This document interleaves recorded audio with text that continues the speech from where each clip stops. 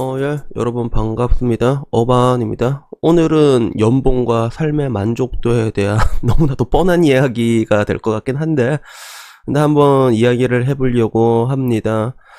제가 제 위로 키우는 그 영감님 중에서 뭐 말이 영감님지 나이가 그렇게 많진 않거든요. 그 중에 임 부장님이라고 계시거든요. 이분이 원래는 그 증권사 딜러 출신이었습니다. 증권사 딜러라고 말하면 사람들이 잘 모를 거예요. 요즘은 프랍 트레이더란 말 많이 쓰더라고요. 그래서 증권사에 돈을 받아서 그걸로 이제 운용을 해서 그걸로 보수를 받는 사람을 말하는데, 그분이 선물 옵션 딜러였거든요. 그때 그분이 투자와 투기에 대해서 그 차이를 설명해 준 적이 있는데, 난 이때까지 내가 들었던 투자와 투기에 대해서 이렇게 깔끔하게 정리한 걸 들어본 적이 없어. 되게 간단해. 네가 이렇게 잠을 자는데 오버나잇을 하는데 불안하잖아. 그러면 씨발 그건 투기야. 근데 별로 안 불안하게 잠자잖아. 그러면 그게 투자다라고 얘기한 적이 있거든요. 그래서 굉장히 많은 사람들이 투자 투기에 대해서 정의를 내렸지만, 내 입장에서는 제일 깔끔하더라고. 제일 명료하고, 잠을 잘 수 있느냐, 잠을 잘 자지 못하느냐, 이 차이 되게 깔끔하잖아. 마찬가지로 돈에 대해서도 굉장히 많은 사람들이 정의를 했는데, 나는 돈에 대해서 가장 깔끔하게 정의했다고 내 기준에서 생각하는 사람이 누구냐면 그 메이웨더야. 그 전설의 복서 있잖아, 흑형. 그 형이 돈에 대해서 뭐라고 얘기했냐면, 돈이 최고는 아니지만 그만한 게 없다라고 얘기를 했단 말이야. 정말 이게 딱 봤을 때 내가 생각한 딱 그건 것 같아. 돈이 최고는 아니야. 근데 그만한 건 없는 것 같아. 여기에 대해서 아무도 부정을 못할 거라 생각을 하는데, 이게 2019년 기준으로 만족도 0점에서 10점 가운데 6점 이상 응답한 사람을 이제 삶에 만족한다라고 이렇게 처리를 했거든요. 그래서 삶의 만족도와 돈에 대해서 이렇게 통계를 냈었는데, 근데 이게를 봤을 때 사람들이 생각하는 거, 당연히 돈을 많으면 행복도를 많이 느끼겠지라고 얘기를 할 건데, 그렇게 나와서 당연히 소득과 행복도는 비례하게 나왔는데, 근데 여러분이 이걸 보시면 알겠지만 생각한 만큼 그렇게 편차가 크진 않다는 것들이에요. 그래서 오늘 이걸 보고 얘기를 하고 싶었거든. 그래서 월 소득이 100만원 미만인데도 삶에 대해서 만족한다라고 응답했던 사람이 41.4%가 나왔다는 것들이지. 그래서 그 일전에 Y고수에서 올라왔던 거 내가 올린 거 있을 거야. 월급 120만원인데 존나 행복하게 산다 새끼들아 이러면서 아파트 경비원, 젊은 경비원이 글 쓴 게 있었거든. 근데 결국에는 그 행복이란 것들은 굉장히 주관적이잖아요. 그러다 보니까 이게 결국엔 자기가 행복하다라고 느끼면 행복하게 된 거야. 근데 사람들이 생각했을 때 무조건 이제 돈이 많으면 절대적으로 행복할 거다라고 생각을 하고, 그거는 분명히 사실이 맞지만 그 편차가 그렇게 크게 나오지 않았다는 것들이죠. 마찬가지로 가장 극단에 있는 600만원 이상을 봤을 때 600만원 이상의 사람은 67%가 삶에 만족한다라고 응답을 했거든요. 600만원 이상이면 한 650부터가 연봉이 1억이잖아요. 근데 여기서도 내가 말하고 싶은 게, 67%가 행복하다라고 말을 했다면 마찬가지로 33%는 그렇지 못하다는 거야. 그래서 여기에 대해서 좀 포커싱을 맞추고 싶고, 여기 통계를 보다 보면 좀 약간 좀 희한한 게 500만원에서 600만원 구간이 400만원에서 500만원 구간보다 낮게 나왔더라고요. 그래서 이거는 왜 이렇게 나왔지 생각을 해보니까, 내가 내린 결론은 이 중에 배신자가 있다가 아니라 그 표본이 좀 적었던 것 같아. 표본이 적은 것 같아가지고 제가 그 통계청에 있는 자료를 한번 찾아봤거든요. 통계청에서도 조사한 게 가장 확실하니까. 그래서 통계청에서도 2012년도에 그런 삶의 만족도와 소득에 대해서 조사한 게 있더라고요. 그래서 요거 보면요, 전반적인 삶에 대한 만족도를 봤을 때 이게 2012년이라서 좀 높게 나온 것 같아. 그래서 전체 사람들 중에서 30% 이상이 만족한다라고 대답을 했고, 40% 조금 넘는 사람이 보통이다라고 얘기했고, 그 나머지 사람들이 불행하다라고 대답을 했는데, 2020년 지금 하면 아마 더 불행하다고 말하는 사람들이 많아질 거야. 특히나 대한민국 지금 점점 더 안 좋아지고 있잖아. 안 좋은 생각들이 전염이 되고 있거든요. 항상 그 좆 같은 건 전염이 빨리 된단 말이야. 그래서 그런 식으로 되고 있어가지고 더 나쁘게 나올 거다라고 저는 확신하고 있지만, 2012년도에 대한 그런 삶의 만족도 기준으로 했을 때 이걸 좀 약간 다각화된 방법으로 봤거든요.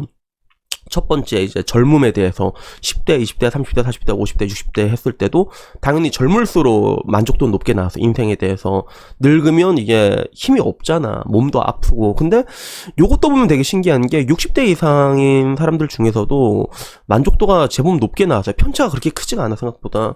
그래서 내가 보더라도 지금 저희 부모님 보더라도 되게 행복하게 잘 살고 계시거든요. 그래서 저희 엄마는 아직도 기억나는 게 옛날에 그래서 어바나 나는 요즘 너무너무 좋다 이렇게 말하는 거예요. 그래서 맨날 그냥 자전거 타고 장 보고 다니는데 너무너무 좋다는 거예요. 엄마 뭐가 그렇게 좋아요? 말하니까 아 씨발 이제 빚이 없잖니 우리 집에 이러니까 너무 좋다는 거예요. 그래서 저희 집이 빚 가지고 굉장히 많이 고생을 했거든요. 그러니까 빚이 이제 없고 지금은 아버지가 부동산을 좀 많이 가지고 계시거든요. 그러다 보니까 엄마가 빚이 없으니까 너무 좋다고 그래서 그렇게 얘기하는데 분명히 누군가한테는 뭐 이렇게 빚이 없는 것만으로도 행복한 삶이 될 수가 있다는 것들이죠. 그리고 교육 수준별 전반적인 삶에 대한 만족도 이건 뭐 볼 필요가 없는 게 사실 학력과 또 소득은 비례하게 돼 있거든. 너무 당연한 거야. 근데 요거 보더라도 알겠지만 초등학교 이하와 대학교 이상의 차이는 그렇게 크지가 않아요. 그래서 요거에 대해서 또 강조하고 싶고 그리고 2012년 기준으로는 소득과 삶에 대한 만족도는 정확하게 비례하게 올라갔어.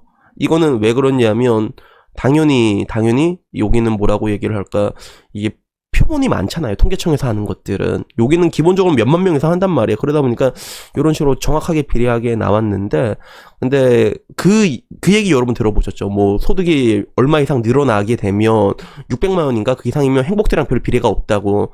여기 보면 알겠지만 100만 원, 200만 원씩 올라갈 때마다 행복도가 쭉 올라가다가 400, 500, 600, 700부터 점점 줄어든단 말이야. 그래서 요런 것들을 볼 수가 있겠고 뭐 이런 것들이 뭐 고용 불안하고도 연결이 되고 그리고 사회적인 지지, 연결망, 전반적인 뭐 사람에 대해서도 이렇게 나왔는데 여기서 정말 가장 유의미하게 나온 게 뭐냐면 건강 상태라는 것들이죠. 건강한 사람은 만족도를 크게 느껴. 그리고 나쁜 사람은 만족도를 크게 느끼지 않는단 말이야. 불행하다 느낀단 말이야.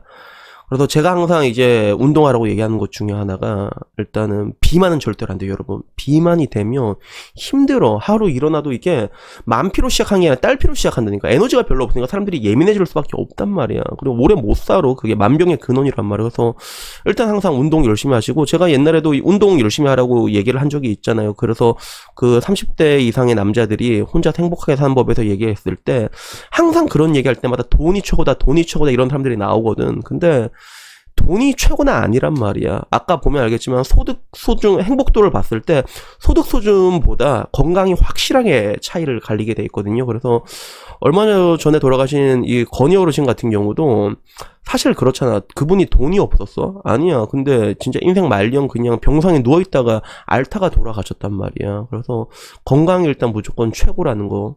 요거 일단 강조드리고요.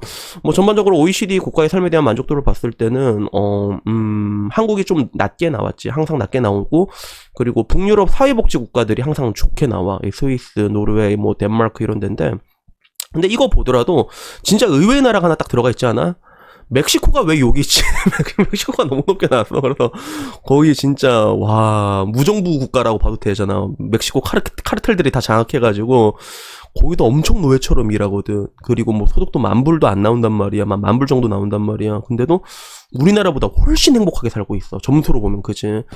근데 이거는 보면 알겠지만 남미 사람들을 만난 사람들 알 거예요. 그래서 이게 남미 나라 공통적인 국가야. 남미 국가들이 다 이래. 그래서 여기는 OECD에 남미 국가 몇 개 없어가지고 이제 안 올라온 거지만서도 남미 애들은 존나 낙천적이거든 애들이 진짜. 그래서 다 재밌게 산단 말이야. 술 먹고 별로 걱정 없이 살아. 근데 한국 사람들은 너무 걱정이 많다는 것들이지. 그런 걱정이 뭔가 당장 해결 안 된 경우 되게 많은데 그래서 보면 이게 소득이랑도 좀 비례한 경향이 있지만 OECD 같은 경우도 한국, 일본 같은 나라 보면 또 그렇지도 않잖아. 그치? 한국, 일본은 충분히 소득이 높은 구간임에도 불구하고 거의 비슷한 프랑스하고 비교했을 때도 굉장히 차이가 나. 그치? 그래서 뜻밖의 의외의 나라는 이탈리아였지. 이탈리아도 우리나라랑 좀 비슷한 소득으로 알고 있는데 근데 지금 이탈리아는 너무 상황이 안 좋으니까 지금 나라가 박살나니 안 박살나니 막 지금 거의 진짜 안 좋거든요. 이탈리아는. 뭐 여튼간에 이렇게 나와서 제가 얘기하고 싶은 결론은 그거예요. 그래서 여러분들 뭐 돈이라는 것들이 삶에 대해서 비례하는 건 사실이야. 근데 절대적으로 비례하진 않는다는 것들이죠. 통계로 보더라도 돈보다는 건강이라는 것들이 굉장히 확실하게 비례를 하거든요. 그러니까 항상 운동 열심히 하시라는 말씀 드리고 싶고요. 제가 뭐 결정적으로 말하고 싶은 거는 일전에 얘기를 한 적이 있잖아요. 제가 생각했을 때 30대 남자가 혼자서 가장 건강하게 살려면 필요한 게 3개가 있어. 혼자서. 그게 첫 번째가 뭐였냐면 저는 건강, 두 번째가 돈, 세 번째가 사람이라고 얘기를 했는데 근데 결국엔 행복이란 건 주관적이란 말이에요. 그래서 맨 처음 본 사람들 중에서도 100만 원 이하 벌어도 행복하다라고 말하는 사람들이 있고 600만 원 이상 벌어도 불행하다라고 생각하는 사람들이 분명히 있거든. 나도 그랬단 말이야. 28살 때 내 인생에서 가장 우울한 시기였지. 나 그때 100만 원도 못 벌었단 말이야. 일을 2개씩 하는데도 그랬단 말이야. 그래서 친구들은 막 잘 나가고 열등감에 막 휩싸였고. 근데 결국엔 내가 느낀 게 이게 씨발 나만 좆되는 거더라고. 그 올드보이 봐도 알잖아요. 이거 올드보이 보면 나는 그 구절이 정말 기억에 남아. 웃어라, 온 세상이 너와 함께 웃을 것이다. 울어라, 너 혼자 울 것이다. 라는 그 구절이 굉장히 기억에 남거든. 그래서 뭔가 좀 많이 좀 행복하게 혼자서 살려고 정신허리를 많이 했죠. 그냥 하루하루를 행복하게 살려고 열심히 일을 했던 것 같아. 내가 할 수 있는 것들 열심히 하고, 내가 할 수 있는 것들에 집중을 했었던, 가장 작은 것들에. 그리고 뭐 라면 같은 거 먹더라도 좋고. 그리고 사실 남자들은 그렇잖아. 그게 야동 같은 거 보더라도 이렇게 오르가즘 한번 느끼고 나면 시원하고 좋잖아. 한번 갈기고 나면. 그래도 와 씨발 좋다. 와, 난 그랬던 것 같은데, 결국에는 그렇게 매일매일 행복하게 살다 보니까 결국엔 행복하게 살게 되더라고요. 그래서 내가 여러분에게 말하고 싶은 건 그래.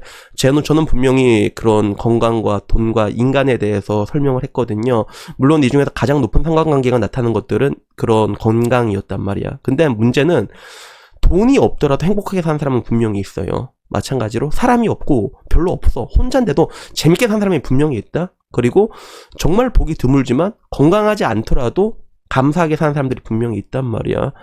그래서 결국에는 여기에 대한 핵심 가치는 내가 지금 살면서 느낀 게 그건 것 같아. 여러분들에게 제가 항상 강조한 것 중에 하나가 좀 여러 가지 많은 것들을 해보라고 얘기를 하잖아. 혼자서 여행도 가보고.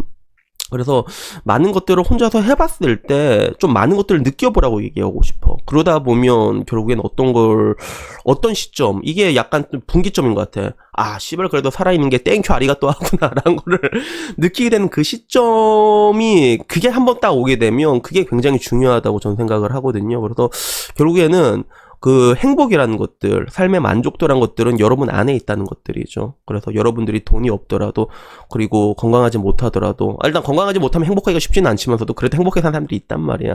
분명히 그런 사람들이 있거든요. 그래서 인생에 정답이란 건 없다고 제가 항상 얘기하잖아요. 정론이란 건 근데 있거든. 근데 하나 확실한 건, 행복에서 말하는 제 정론은 뭐냐면, 그게 여러분 인생이 진짜 별 볼 일 없더라도 여러분 인생에서 여러분만큼만은 행복하게 살아야 된다는 것들이죠. 그것이 정신승리든 아니든 간에 말이죠.